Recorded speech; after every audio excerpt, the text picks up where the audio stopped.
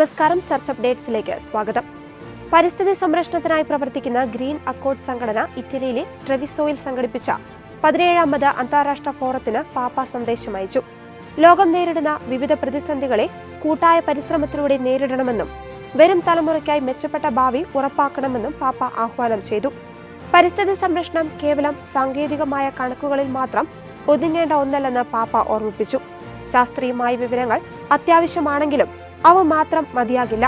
ബുദ്ധിയെയും ഹൃദയത്തെയും പ്രവൃത്തിയെയും ഒരുപോലെ സ്പർശിക്കുന്ന ഒരു വിദ്യാഭ്യാസ രീതിയാണ് നമുക്ക് ആവശ്യമെന്നും അദ്ദേഹം കൂട്ടിച്ചേർത്തു. നോമ്പുകാലത്തോടനുബന്ധിച്ച് ക്രൈസ്തവ സഭകളുടെ കൂട്ടായ്മയും ഐക്യവും പ്രകടമാക്കി ബെൽഗാമിൽ കുരിശിന്റെ വഴി നടത്തി.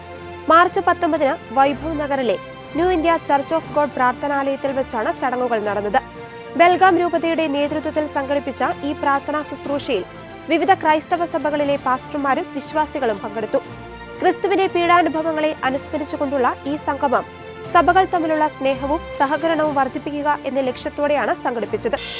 ക്രിസ്തീയ ദൗത്യം എന്നത് കേവലം മറ്റുള്ളവരെ ബോധ്യപ്പെടുത്താനോ കീഴടക്കുവാനോ അല്ല, മറിച്ച് വിനയത്തോടെയുള്ള ഒരു കൂടിക്കാഴ്ചയാകണമെന്ന് പാപ്പൽ ഹൗസ് പ്രസംഗകൻ ഫാദർ റോബർട്ടോ പസോളിനി വത്തിക്കാനിലെ പോൾ 6-ാമൻ ഹാളിൽ ലിയോ 14-ാമൻ മാർപ്പാപ്പയുടെയും റോമൻ കൂരിയയിലെ ഉദ്യോഗസ്ഥരുടെയും സാന്നിധ്യത്തിൽ നടത്തിയ 3ാമത്തെ നോമ്പുകാല ധ്യാന പ്രസംഗത്തിലാണ് അദ്ദേഹം ഇക്കാര്യം ഊന്നിപ്പറഞ്ഞത്. എല്ലാ സൃഷ്ടികളോടും സുവിശേഷം പ്രഘോഷിക്കുക എന്ന പ്രമേയത്തെ അടിസ്ഥാനമാക്കിയായിരുന്നു ഇത്തവണത്തെ ധ്യാനം.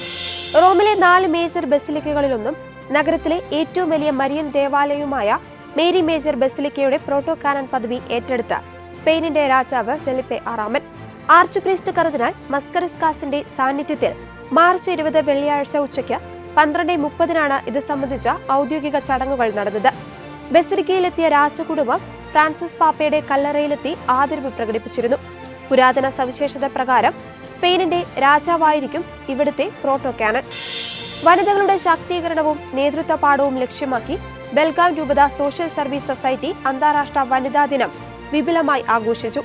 മാർച്ച് 14 ധാരാവാഡയിലെ സേവാലയിൽ നടന്ന ചടങ്ങിൽ വനിതാ നേതാക്കൾ, സാമൂഹിക പ്രവർത്തകർ തുടങ്ങി 350ഓളം പേർ പങ്കെടുത്തു. സ്ത്രീകളുടെ അന്തസ്സും അവകാശങ്ങളും സംരക്ഷിക്കുന്നതിനോടൊപ്പം സമൂഹത്തിന്റെ എല്ലാ തലത്തിലും ലിംഗസമത്വം ഉറപ്പാക്കേണ്ടതിന്റെ ആവശ്യകത ചടങ്ങിൽ ചർച്ച ചെയ്യപ്പെട്ടു.